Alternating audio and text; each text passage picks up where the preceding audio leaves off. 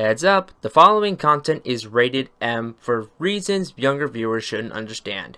If you're underage, I don't recommend watching this video since viewer discretion is heavily advised. For those sticking around, enjoy the show.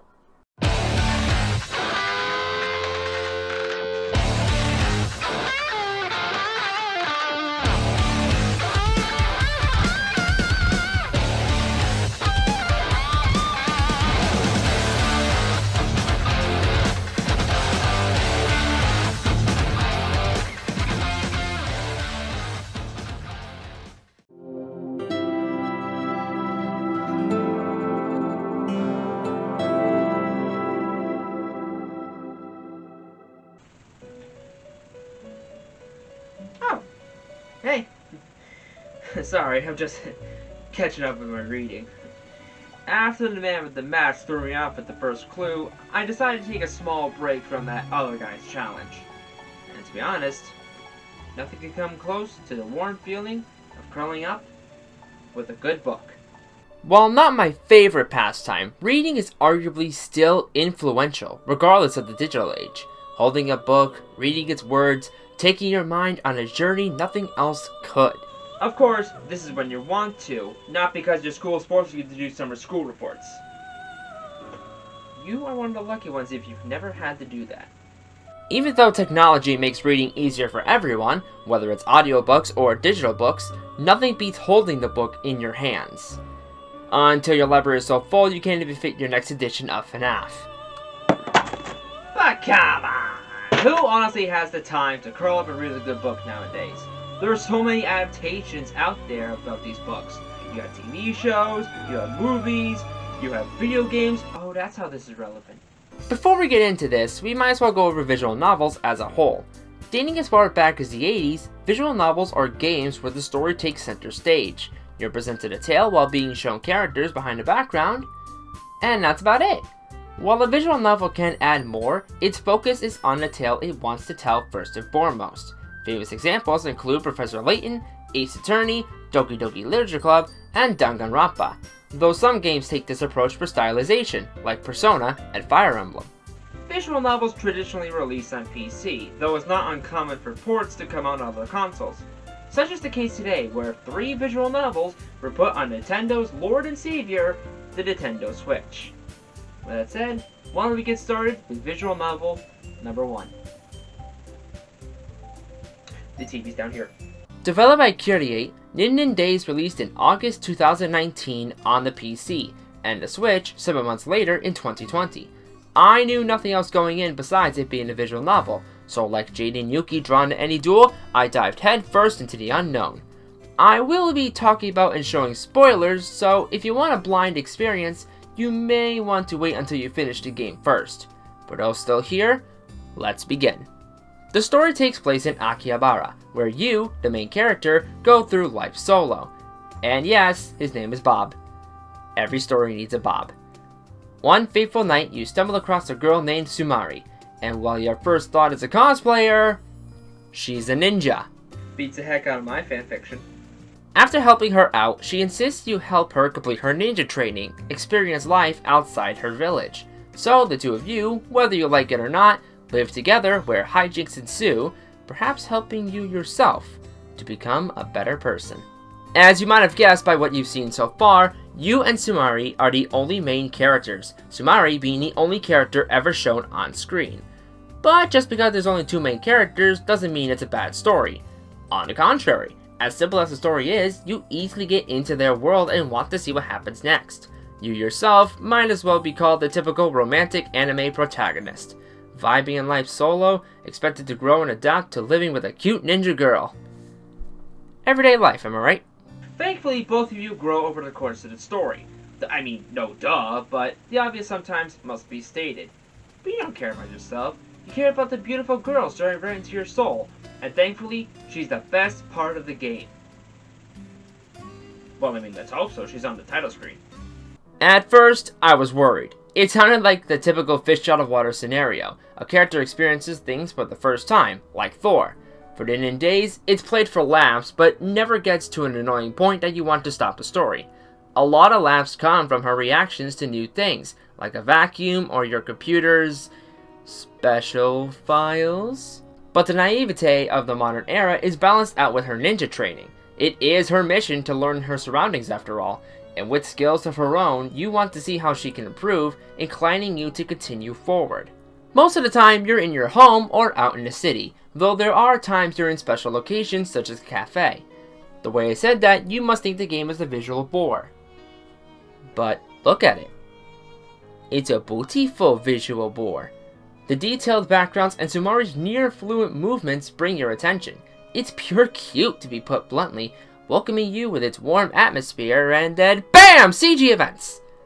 You get a couple every chapter, and each one looks ready to be framed in a museum to be analyzed for details. Hey, I won't tell anyway. And no, there aren't any video clips. The still images are the best you'll get.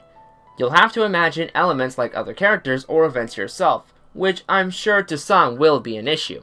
For instance, a stage play is performed with much of it off-screen, so you need to piece the elements together as the events occur. Since everything is told and not shown, I'm sure it will feel like a drag to some players. But it's what you get when you're basically playing an interactive picture book for adults. Nintendo's often known to be the family-friendly system. They've had that on them for a while, especially during the Wii U era. But I think today also sort of proves this, when the first thing looking on Nintendo days is this.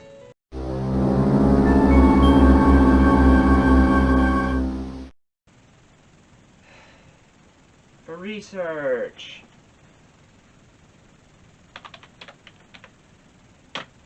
Yes, I downloaded the patch, and while part of me regrets it, it helped for the sake of the review. Research for the science team, after all. There isn't a huge difference between the two versions at first. All the scenes for the Switch version are here, so what could be Oh.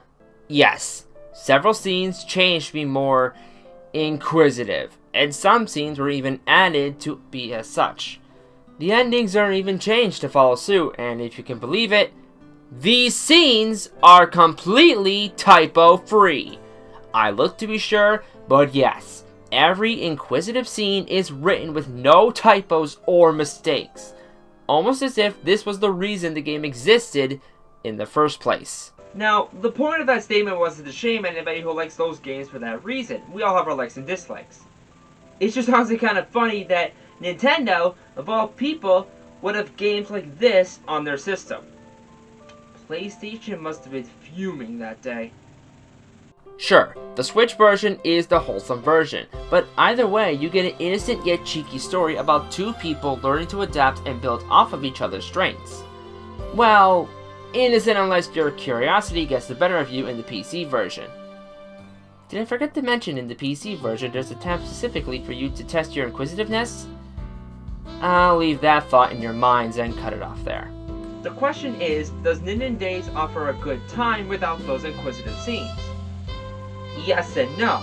I mean, you have a charming, cute character as your focus, and then might push you forward, if not for the grammatical issues. That, and the story is short, rounding out around 3 hours, a little more should you want both good endings. I only clocked in around 5 hours because I took my time to record footage. Watching the story again on PC came out to the general 3-hour length. Depending on its price, it can be a nice distraction, if you can keep it going. I mean, again, not judging. Yes, this review took longer to come out than anticipated. I honestly had to take constant breaks. The game had trouble keeping my attention for so long. And seeing as how the video's length is where it is, I think I can offer 2 more experiences for you. Though unintentional, both visual novel games I bought alongside Nintendo Days were also published by Qureate. At least now we can take a look at what came afterwards to see if anything was improved upon. First, we'll take a look at the game directly after Nintendo Days, Trouble Days. This is honestly just impressions for Trouble Days going forward. I only fully read the first chapter and skimmed through the rest of the story to see if anything caught my eye. With that in mind, let's dive in and see how we come out. Huh. Same menu style. And same text box. same sky pan. Oh, sweet merciful Neptune, what have I done? It's aesthetically the same. Sure, the design and details are different, but yeah, my impressions weren't high at the start. Even details about the protagonist have similarities to before.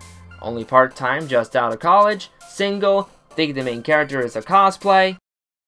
I'm a good boy, I promise. This time, our star is Lovlia, a succubus who sucks at being a succubus. Yes, that was intentional. And boy, does this story get lewd real quick. See, Lovlia's goal is to get our protagonist Tech Force. If you're wondering what that is, I'm questioning why you're even watching the video. Unfortunately for her, she's embarrassed around men. So, with her unexpected assistance, she'll work up the confidence to be the best succubus she can be. This sounds like Persona fanfiction. Are you sure this isn't Mementos?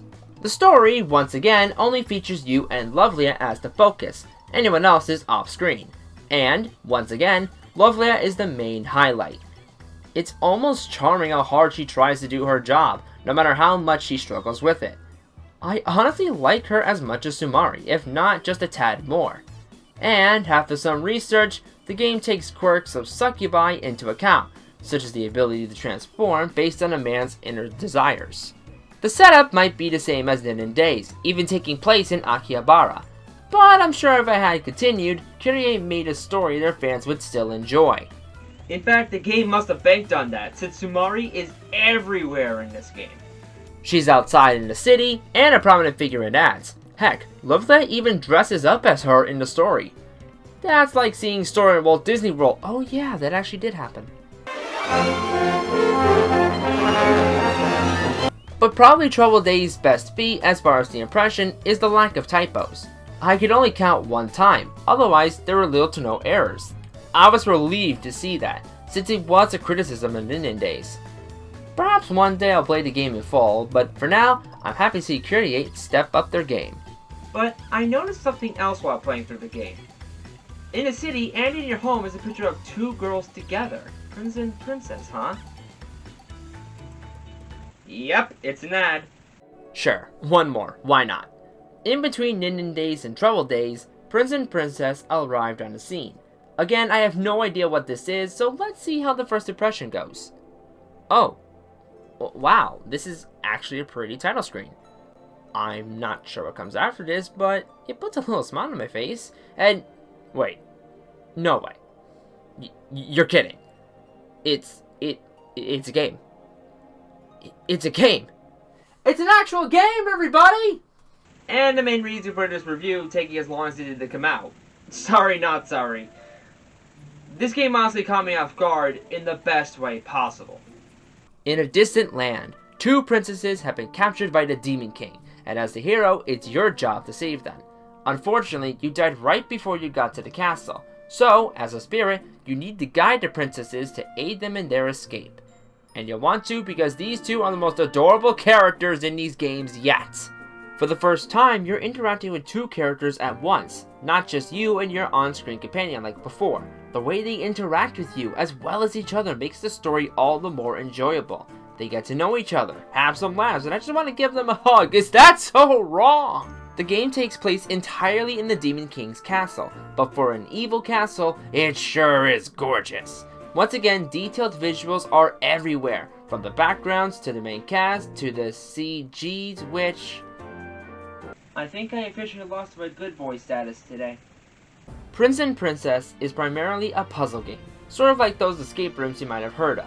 Solutions are hidden everywhere, and it's up to you to explore every nook and cranny for useful items, as well as mini-puzzles to further progress into the castle. It had my mind working constantly, seeing if this might help or is that interactable, and the entire time, there was a smile on my face. This eventually led to timed puzzles, like the image you saw before, but believe it or not, the lewdness of the picture is actually a mechanic. See, you have a relationship meter, and if you don't want it to drop, you need to solve the timed puzzles before the meter runs out. The princesses are positioned like this on purpose, to try and distract you from solving the puzzle. Yeah, the princesses are hella cute, but you're on a quest, so stop staring at Aqua's uncertain model and get to work! The meter also determines your ending, a grand total of 5, each one vastly different depending on your actions, welcoming replayability way more than before. The characters are also a reason to keep coming back. They had me laughing in stitches at times, they work so well together. Yes, there are a couple typos here and there, but this time I could glance past it because of everything else the game gets right. You owe it to yourself, if you have to choose between the 3 games chosen today, to play Prison Princess. Not that the other 2 are bad games, certainly not, but if you want more involvement in your visual novels, this is where to go. Except if you want to be inquisitive. The game ain't gonna let you do that. Yes, the game doesn't have any inquisitive scenes. There isn't even a patch on PC to get them. Based on Qureate's track record, that might be disappointing, but honestly, this game is still great without them. I'm still playing to get to the other endings. That's how much I love this game. And we better wrap this video up so I could do just that. This was certainly a unique experience. It's not often I'd come out of my comfort zone for the sake of a review. But it's good to try new things every now and then. You may enjoy what you haven't tried yet. I'm the PS2Man, and I just noticed that up there.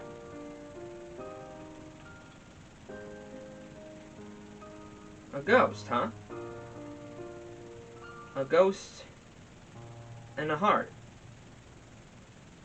Well, I'll need one more to be sure. Lord, please be merciful with me for this last one.